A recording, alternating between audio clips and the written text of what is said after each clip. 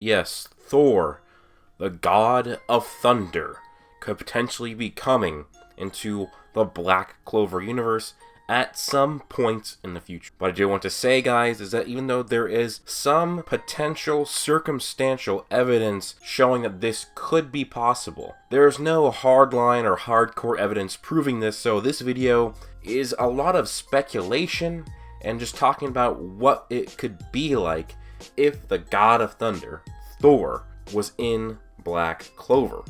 And this, guys, will feature manga spoilers, some manga spoilers at least, so if you haven't read the manga yet, well, guys, read the damn manga. If you guys do end up enjoying this topic and this video, please do leave a like and subscribe, and also turn on notifications to be notified every time I upload a Black Clover video. So the reason why I'm bringing up Thor and why he could be in Black Clover is because Black Clover has a lot of influences from Norse mythology, including races or beings from this mythology, and, well, Norse mythology is the home of Thor, Odin's son. Thor, the son of Odin, and one of the most powerful gods in Norse mythology. So before I get really and talk about Thor, I'm going to give you all of the Norse influences that are already in the series to give some evidence that it is possible, not likely, but possible, that Thor could be in Black Clover. So one of the biggest things is that elves are in Black Clover. Elves originate from Norse mythology,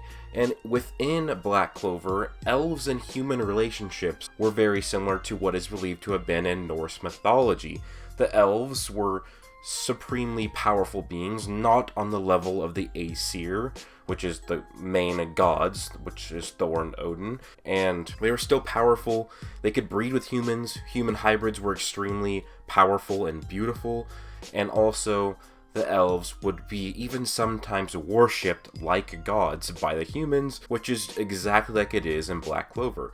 When the humans met the elves and saw the amazing feats they could do with their magic, the humans worshipped them. Now, of course, the elves also have some Jewish mythology that are also within this, which includes the apostles of Sephiroth and all of that stuff. That is not Norse influence at all, but that is basically morphing Norse mythology and combining it with other mythology, which is a very common thing for a lot of works of fiction to do. Another race from Norse mythology that also is featured within Black Clover are the dwarves. The dwarves are pretty much exactly like they are in the Norse mythology as they are in Black Clover that we know so far. They are powerful beings that are really, really good at making stuff, just like the dwarves in Norse mythology. They are powerful beings that are really good at making stuff. The dwarves make the most powerful weapons, the most beautiful jewelry, best vehicles, and all of that stuff. Another thing that is possible to be of Norse origins is demons could be the Jotuns or the Yotnar of the Norse mythology. The Jotuns are the giants, the enemies of man and God, the Aesir's #1 enemies. And the Jotuns are actually like the original beings. The Aesir, which means Thor and Odin, they're descendants of Jotuns. Odin is a half Jotun, and Thor is 3/4 Jotun. But anyways, Jotuns are called giants, but they're not technically giants. That's just like the English word equivalent of that sort of a being. Not all Jotuns are actually giant in size. In fact, most are not. Some are, like especially Surtur, the fire giant, which pretty much destroys everything on Ragnarok. He's actually a giant of stature, but the Jotuns are pretty much the Norse equivalent to demons from the Bible and the Christian religion, where demons are featured. And just looking at the comparison of Jotuns and demons, demons seem to be very destructive and malevolent, just like the Jotuns are basically beings of destruction, and Thor has to constantly protect Midgard from the Jotuns, which means we could have potentially, in this story, Thor constantly protecting Earth from the demons. That would be an interesting thing to see in Black Clover. But yeah, demons and Jotuns could very much be the same thing. In fact, when the Christians were taking over Scandinavia, which is where the Vikings lived, and they were trying to eradicate Norse mythology and the Norse religion from the Scandinavian countries, they were pretty much pointing to the Vikings that were living there that, oh, There's a similarity between what you believe and what we believe. Jotuns, they're demons. Christians tried to point out the similarities between their religions and to try and show, oh, well, there's a similar connection here, but ours is more true, so follow us. And so Jotuns and demons, while very different, still have a lot of the baseline similarity. Now, within Black Clover, there are multiple realms confirmed. There is the Shadow Place, which is seemingly the afterlife, which could be hell from Norse mythology. And then, of course, there is the main planet, which I'm assuming is Earth, which is the main place where we see in Black Clover. Now, Valkyrie dress is a technique from Noel Silva and Asir Silva. Valkyries are Odin's chosen warriors.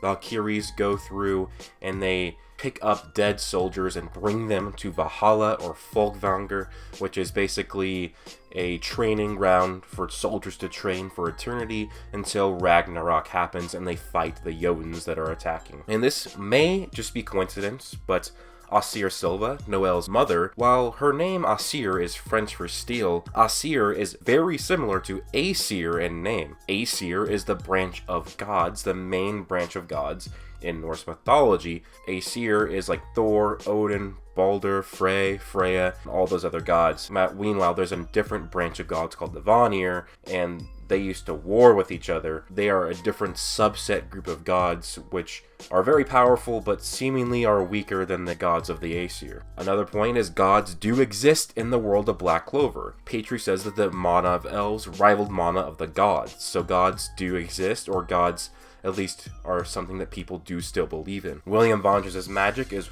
World Tree magic, which is similar to the World Tree of Norse mythology called Yggdrasil, which is the very basis of creation and holds the 9 realms together. There's more Norse influences, but that is a lot, and having all these Norse influences makes it possible for me to at least believe that it is very possible that Thor could be in Black Clover. Now, talking about Thor, if he is in Black Clover, he's most likely going to need to be nerfed from his actual Norse mythology counterpart, because basically Thor in Norse mythology, it would be like a Dragon Ball Z-esque level of power in terms of how strong he is. He's extremely powerful, and Black Clover is not to those Dragon Ball Z levels yet, but maybe if he does get introduced in a long time, maybe years from now, at that point Black Clover will maybe reach those levels of power. But basically, I made a video almost a year ago about how strong Thor was from the Norse mythology, and basically he is at least star level. Like, he is stronger than a star, because Fenrir, the great wolf of Ragnarok that swallows Odin and is causing chaos across Asgard, Fenrir swallowed the sun and one of Odin's sons. We don't know exactly which one. Some say Vali, some say Vidar, but I believe it's usually Vali. He kills Fenrir, and yet Thor is stated to be the strongest son of Odin.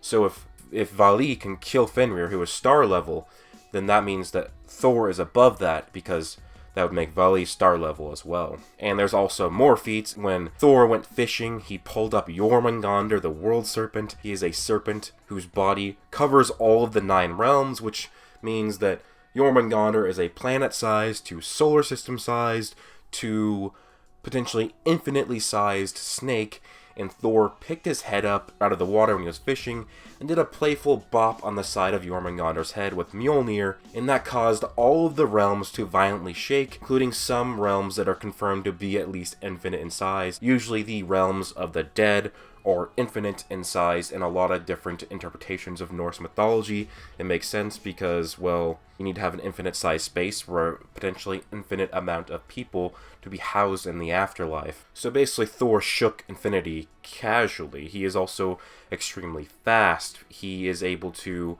outspeed his own lightning that he can create, which is pretty impressive. He has, of course, very, very impressive feats, and we're going to go over his items as well. He has Mesenjord, his magical amplifying belt.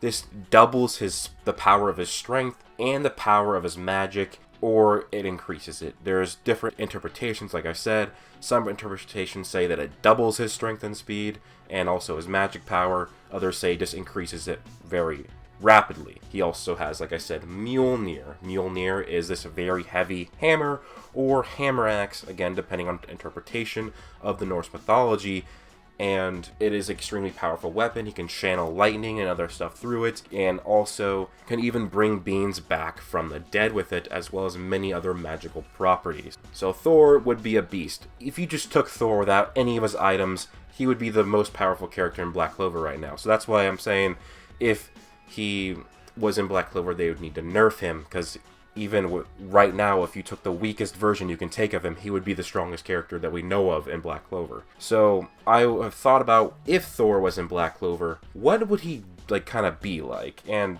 well, he would definitely look differently from Marvel Thor, because you can't copy Marvel Thor's design. Thor from Marvel owns that version of Thor. And I know people are going to comment in the comment section, well, Black Clover can't have Thor because that's Marvel. Well, Thor is public domain because Thor is from a mythology and a religion, just like how Jesus Christ is public domain. Anybody can make anything about Jesus Christ. Anybody can make anything about Thor. It's the same legal thing. So for Thor, I believe if he was in Black Clover, taking in the different amounts of context from the world and combining that with the Norse mythology of Thor, Thor would have physical strength that would at least rival the likes of Yami or Asta, or most likely surpass Yami and Asta in physical prowess, which means physical strength alone, he would be able to defeat most mages in Black Clover.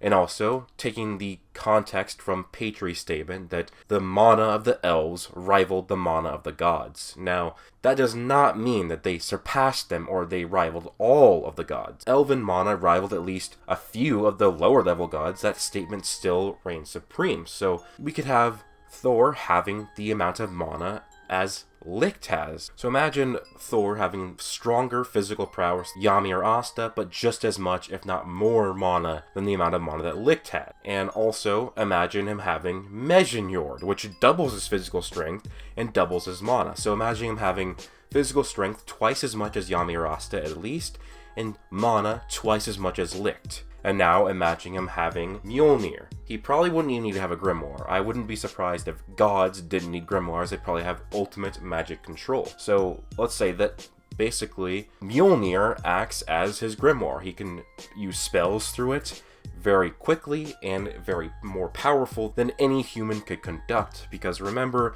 Mjolnir is created and crafted by the dwarves, so it's probably a very powerful weapon like that. Now, in terms of magic types or amounts of magic that Thor would have, well, Thor's the god of thunder, and he's the protector of Midgard and the killer of Jotuns. And based on him being the god of thunder and also being the god of good crops, what brings good crops? Well, water. So that means that Thor could have water magic, and also wind is good for the crops. It moves things around, and so Thor could have also wind magic. He'd also would have thunder and lightning magic, potentially sun or light magic, because you need the sun to have the plants and crops grow, because that gives at least multiple magic types that Thor could have.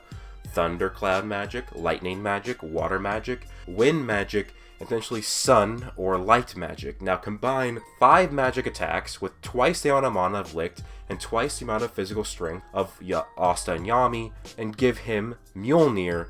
Thor would be an absolute beast in Black Clover, and it still would provide all of the context that we've already gotten. The elves, their mana can rival gods, and that still would reign supreme. If Licht mana rivals Thor's, it still would be an actual true statement. But although Patri has been shown to be very arrogant and very proud of his elven heritage, so he could be lying or over-exaggerating, and may not actually. But overall, guys, this is my thoughts and my video on Thor in Black Clover. What he would be like. He would be an absolute beast, like I said. Even without his items and weapons, a base Thor could be stronger than Asta and Yami, and have mana that's greater than Licht, and have multiple magic types, and I'm sure gods would have an amazing amount of control over the magic. And one thing I didn't mention earlier is runes. Now, Thor isn't really known for using runes, even though he has his own rune in the Futhark alphabet of the runes. It's because basically using runes is pretty much using magic, and magic is kind of looked frowned upon in Norse mythology, as that's just something that women should do. Men should get stronger on their own. So I don't know if Thor, who is supposed to be this Chad-like being in Norse mythology, I don't think he's going to be using runes, but still it could be possible if he does really need it. But yeah, let me know what you guys think about this. Do you think that Thor could be in Black Clover or not? And remember, everybody's saying, oh, what's going to be the next enemy that's going to be stronger than the elves? Guys, Thor could potentially be an enemy or an ally to fight even stronger enemies. The demons, which could be the Jotuns, could end up happening with that. That's how it could be. Maybe the demons, which are really the Jotuns, break into Earth, which is Midgard, and that causes Thor to have to help the Clover Kingdom and the other humans fight the demons, which are actually the Jotuns. But again, there is no hardline proof that Thor will be in Black Clover. I'm just taking all the context clues, all the Norse mythology references, and comparing that and adding this all together. But hope you guys enjoyed this video. Hope you guys all have an amazing day. Peace out. Plus...